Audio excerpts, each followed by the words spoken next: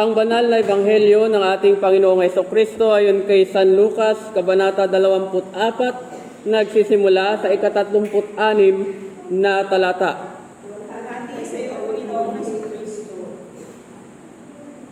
Si Jesus ay tumayo sa gitna ng mga disipulo. Sinabi niya, "Sumainyo ang kapayapaan." Ngunit nagulat sila at natakot sapagkat ang akala nila'y multo ang nasa harapan nila. Kaya't sinabi ni Jesus sa kanila, "Ano't kayo'y nagugulumihanan? Bakit nag-aalinlangan pa kayo? Tingnan ninyo ang aking kamay at paa. Ako nga ito. Hipuin ninyo ako at pagmasdan. Ang multo ay walang laman at buto. Ngunit ako ay mayroon tulad ng nakikita ninyo." At pagkasabi nito ay pinakita niya sa kanila ang kanyang mga kamay at mga paa.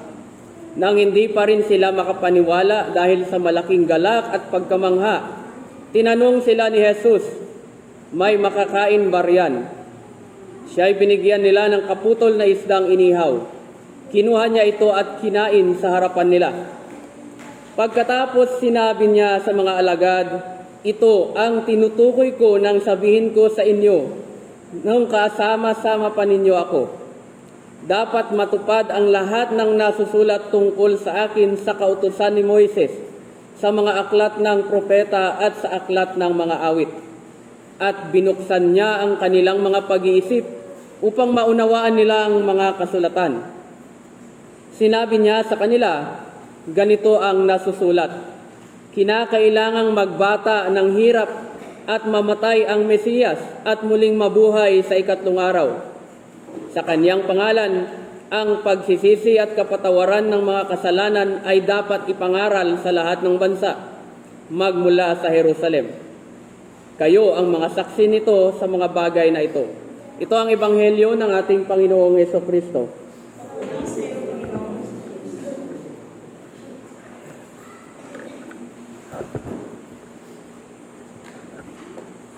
Magandang umaga po sa ating lahat. Sa tuwing uma-attend po tayo ng banal na misa, matanong ko nga, ano ba ang dahilan ng pagsimba natin?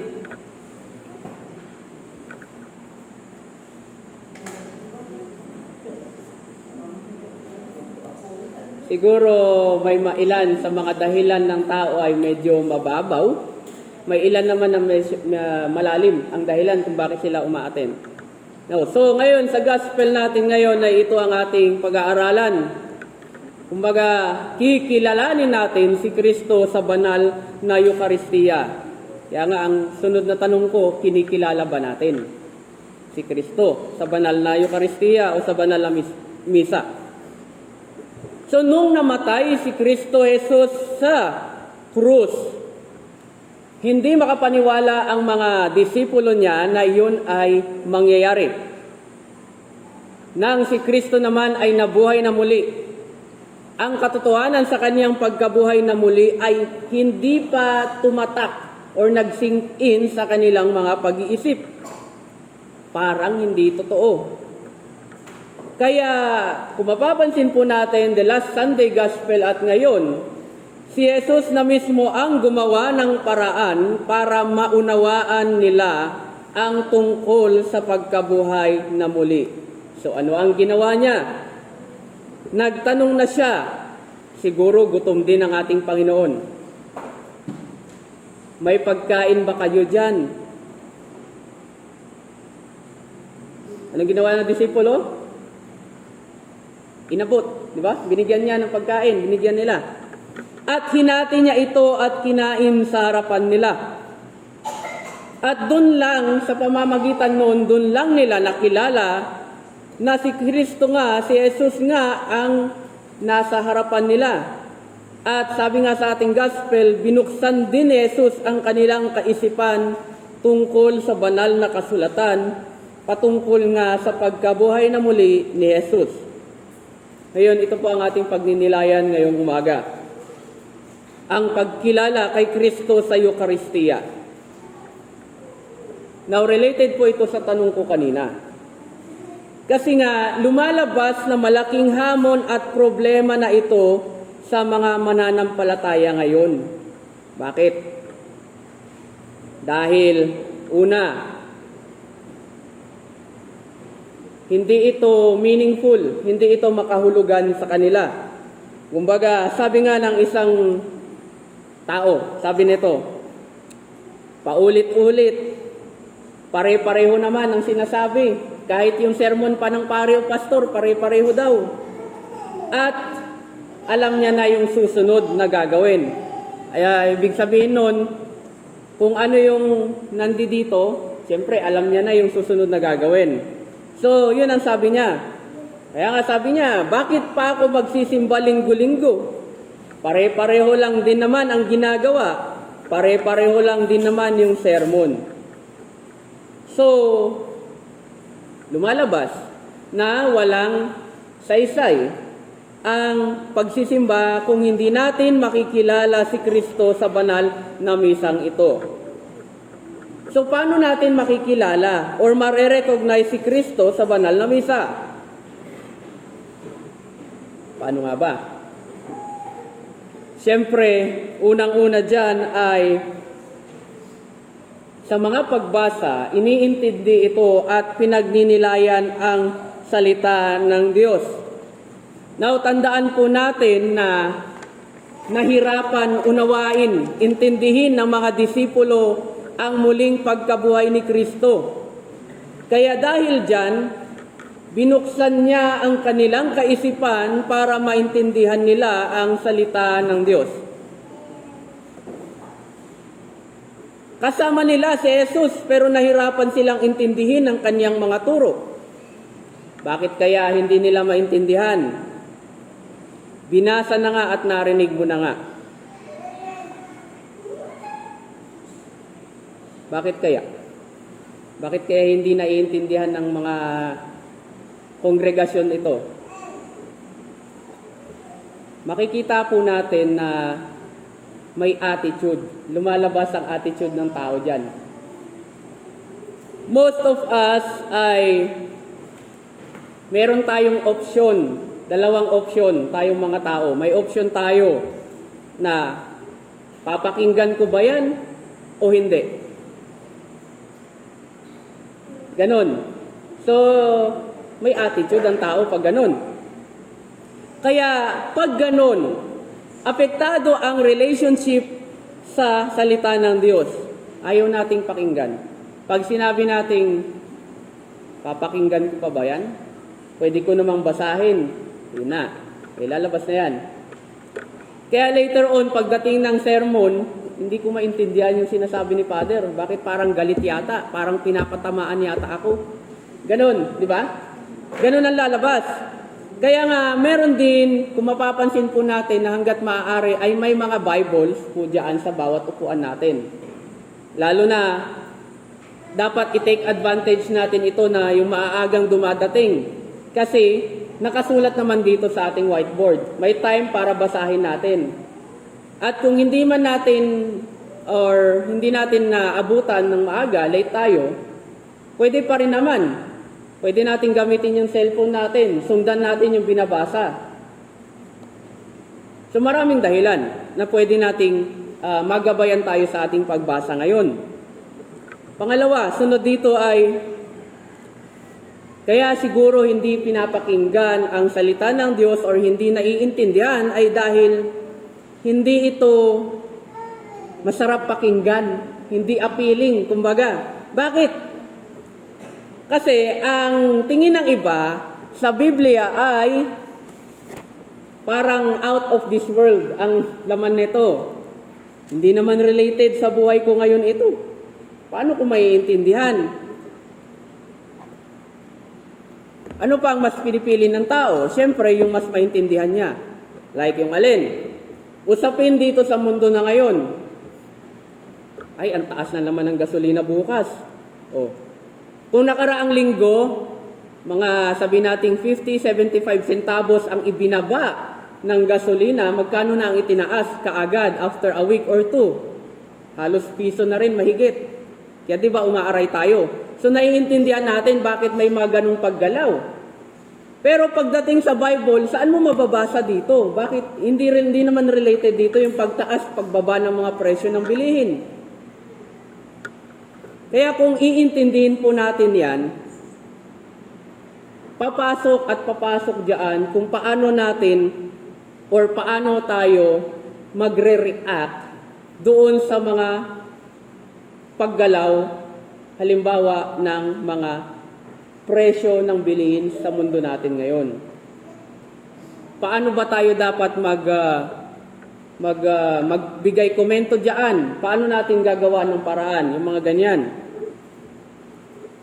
Gusto nating pakinggan yung mga balita. Pero pagdating sa banal na salita, medyo yun nga, tulad ng sabi ko nina, may option tayo. In the same way, ang salita ng Diyos ay hindi appealing kasi nga nagdadala ito ng discomfort. Ang sakit naman sa tenga niyan. Para akong pinapakatamaan, di ba? Masakit sa pakiramdam kasi natamaan tayo. Pero ito kasi ang nature or natural sa ating Biblia. Kasi nga ito ang salita ng Diyos. Dito kasi, mababasa po natin na si Kristo ang katotohanan at sa totoo lang, siya ang katotohanan. Wala nang iba. Again, ang mga disciples ay nahirapang ma-recognize or makilala si Kristo sa kasulatan. Nabigo silang makinig ng maigi at pagnilayan ito. Sa atin din, dapat din nating ma-realize na si Kristo ay nasa kasulatan. Dahil nga si Jesus ang salita ng Diyos na nagkatawang tao. John chapter 1 verse 1. Kaya para mas makilala natin siya, dapat po tayong nagbabasa at nakikinig sa salita ng Diyos. Again, babalikan ko, may rason po kung bakit may mga Bible sa ating mga upuan. At may rason din naman kung bakit tayo nagda-download ng mga Bible app sa ating cellphone. Hindi ba? Kasi naku-curious tayo sa nilalaman. So, maliban dyan sa naku-curious tayo, dapat din natin itong pinag-aaralan. Sumunod niyan, dito sa gawain natin sa simbahan, dapat po tayong maging sensitive sa mga palatandaan na nakikita natin sa liturhiya. Una, bakit ba nagsa-sign of the cross si Paddy? Sa intro, hindi ba? Pangalawa, bakit nagsa-sign of the cross sa noo, bibig at puso bawat bago basahin ang gospel? Pangatlo, bakit kapag nananalangin si Paddy, bakit siya nakaganito? Open arms. Pang-apat, bakit kapag nasa altar na si Paddy, may ilan na nagbabaw sila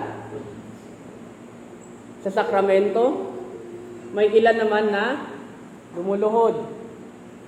Bakit si Paddy na kapag mababasbasan ang tinapay at alak ay kailangan niyang ipatong ang kanyang kamay sa tinapay at sa kalis? Panganim, bakit? Ito ulit, puro bakit, hindi ba?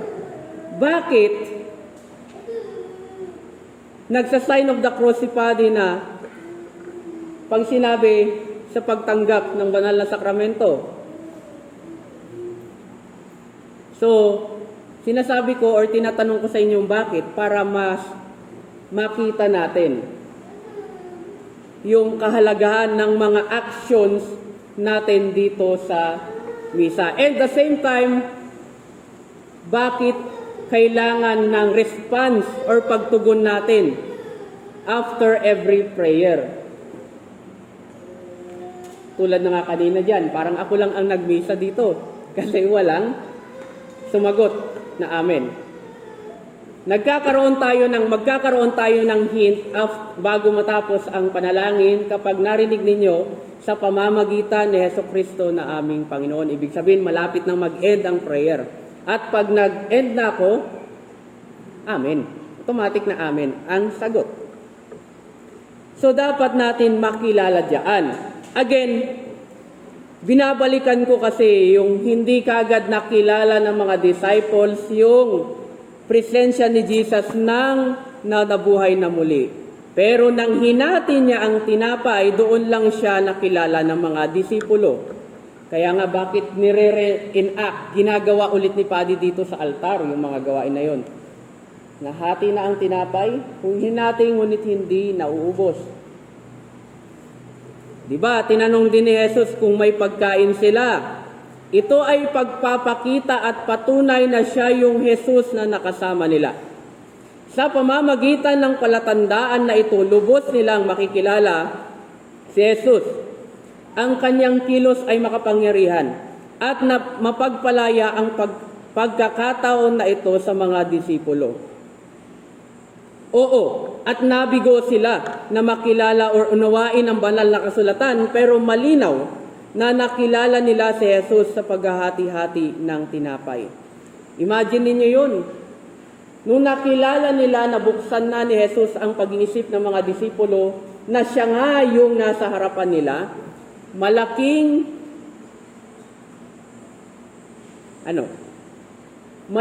gaan sa loob nila yung makita ulit nila na mabuhay si Jesus. Kaya sa bawat punta natin po sa simbahan para magsamba, to worship, ay tumutuloy kayo sa mundo na puno ng tanda or signs. Kaya dapat po tayong maging attentive sa mga kilos, tanda, salita at mga panalangin na bahagi ng liturhiya.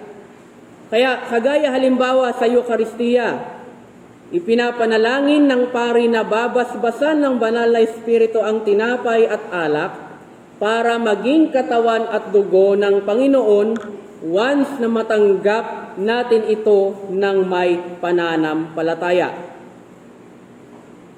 At ginagawa natin ito, ang Eucharistia, hindi dahil sa iniatas niya ito, kundi bilang pag-alaala sa Kanya. So ito rin ang reason kung bakit sa tuwing tatanggapin ninyo yung pinabanal na tinapay at ang alak, ay dapat kayong sumagot na Amen.